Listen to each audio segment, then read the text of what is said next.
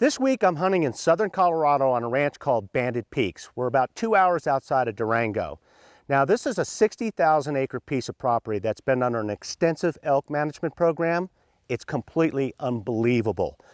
This is the first time I've ever hunted elk with a bow, and I could sit here and tell you about how great this place is all day, but the footage speaks for itself. Sit back and enjoy the ride.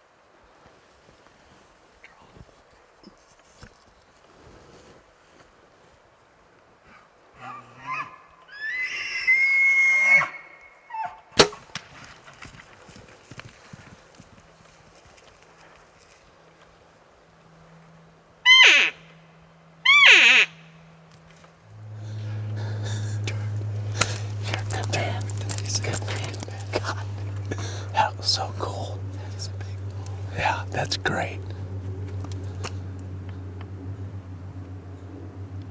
I tell you what, as soon as he started, I didn't know how big he was.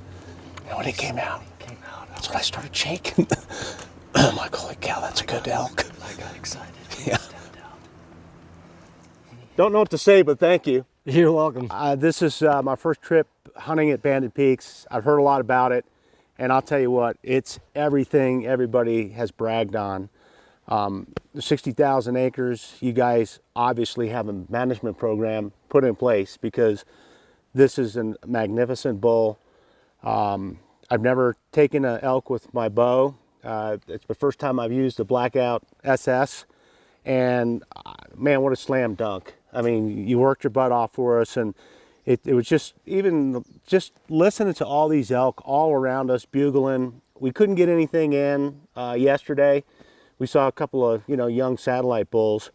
This guy was obviously a surprise. You wanted to work these bottoms, and it just couldn't have worked out any better. I mean, this is a spectacular place, and appreciate your hard work. And I hope to bring a pile of people back with me next year, because this is just awesome. This is awesome.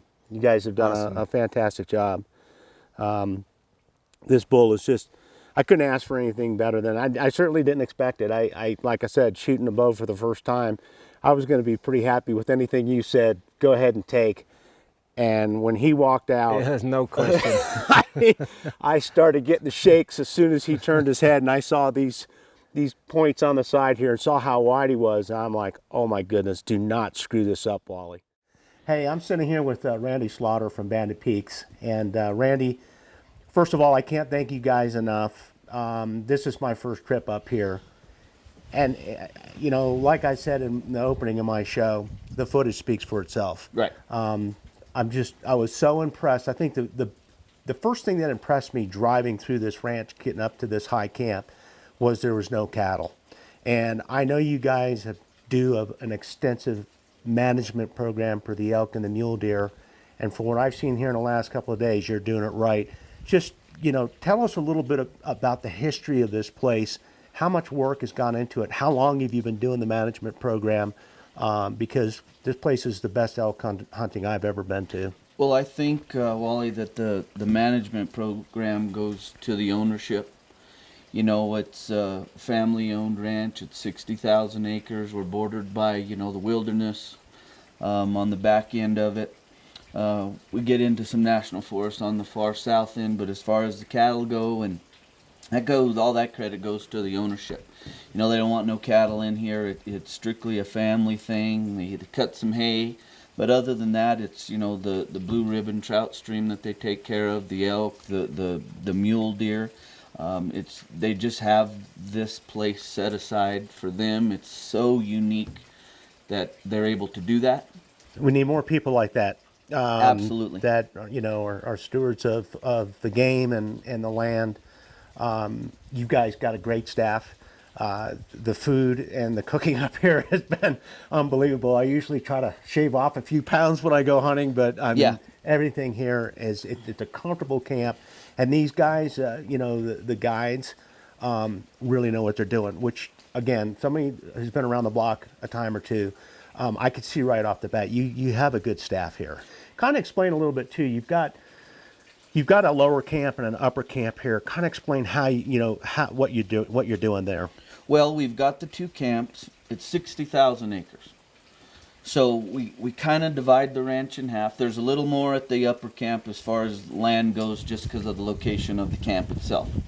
But that works really well. I mean, we get guys that have hunted for years up at the upper camp, for years down at the lower camp. They just switch. It's like going to a whole new place. The topography is about the same. Gets a little rougher the more north you go, but it works well. It's kind of the same thing, but it's two different camps. Yeah. Well, I'll tell you what, Randy, I cannot thank you enough. Well, you're very welcome. This has been such a treat. I grew up in Colorado. I grew up elk hunting and mule deer hunting. I got away from it, and had a lot of people tell me about this place. John Paul Morris, for one, right, who's a big bow hunter. Right. And when I told him I was coming out here, he just was bragging. He said, "You're going to get hooked." And to take one with the bow, it's my first elk with the bow, and the biggest elk, a great elk with the bow I've ever taken with the bow. And like I said, it's a treat. I've already texted the pictures out, and I have a pile of people that want to come back. I know space is limited here. But I can't think. You guys are a class act, and you've got something to be really proud of here. I really appreciate that, and that's what we work for. We could take more hunters, but we don't. Yeah. And don't want to. We want to make it, as a nice an opportunity and an experience for everybody. Like I said, the ownership gets a lot of the credit. Well, thanks again.